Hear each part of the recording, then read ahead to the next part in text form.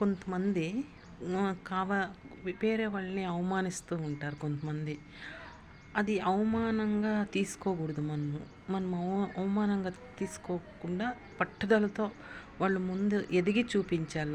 అది ఛాలెంజ్‌గా తీసుకోవాల మనం. వాళ్ళేమన్నా అవమానం చేస్తే దాన్ని ఛాలెంజ్‌గా తీసుకొని ఫైర్‌గా తీసుకొని దాన్ని ఛాలెంజ్‌గా తీసుకొని మనము ఓహో! పలానా మనిషి నాతో ఇట్లా అన్నాడు. నేను ఛాలెంజ్‌గా తీసుకొని దాన్ని ఇంప్రెషన్‌గా తీసుకొని మనము పైకి ఎదగాలే తప్ప అవమానంగా ఫీల్ కాకూడదు. మనకు లేదనే కదా వాళ్ళు అవమానం చేసేది. అదే మనం బతికి చూపిస్తే ఓహో! వాళ్ళ నుంచినే మనం బాగుపడినట్లు.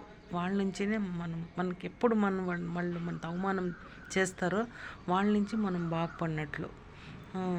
అందుకే ఎదిగి చూపించాల ఎప్పుడన్నా గానీ. కొంతమంది ఏం చేస్తారంటే అవమానం చేసినా కూడా ఏమి పట్టనట్లు ఉ ఉ వర్ష ఎనుము మీద వర్షం కురిసినా కూడా వాళ్ళకేం ఫీలింగ్ ఉండదు. ఎవరు ఏమన్నా కూడా కొంతమంది ఏం ఫీలింగ్ ఉండదు. కొంతమంది ఛాలెంజ్‌గా తీసుకుంటారు. పట్టుదలగా సాధిస్తారు కొంతమంది. నాతో ఇట్లా అన్నాడు. నేను ఎదిగి చూపించాలని పట్టుదలగా ఎదిగి చూపిస్తారు. కొంతమంది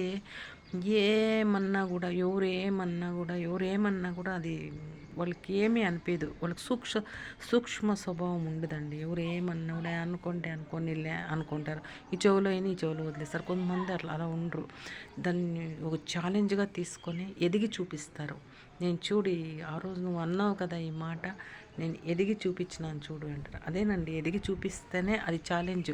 అది పట్టుదలగా ఎదిగి చూపిస్తేనే అప్పుడేనండి వాళ్ళు నిండేదానికి మనం చేసిండేదానికి ఏందన్నా కానీ మన ఈక్వల్‌గా ఉంటుంది ఎప్పుడన్నా కానీ.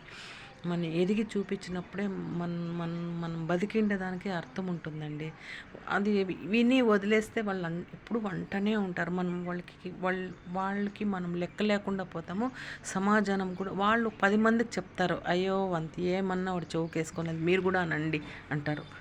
లేదు వాడు ఏమన్నా ఒక మాట అంటే పడేలేదు, ఆమె పడేలేదు, వాడు పడేలేదు అని వాళ్ళ మైండ్‌కి రావాల. ఏమన్నా ఒక మాట అంటే దాన్ని సీరియస్‌గా తీసుకుంటారు అనేది ఎవరికైనా కానీ ఆళ్ళకి తెలిసేటట్లు మనం బతకాలండి. ఎవరైనా కానీ మనం ఒక మాట అంటే దానికి మనం బతికి చూపించాల. అప్పుడు విజయవంతంగా మనం ఇప్పుడు మనం బాగా దాన్ని ఓహో! మేము అనిండేదానికి ఇది చూపించినాడు, బతికి చూపించినాడు అనేది ఎవరికైనా కానీ అనిపిస్తుందండి.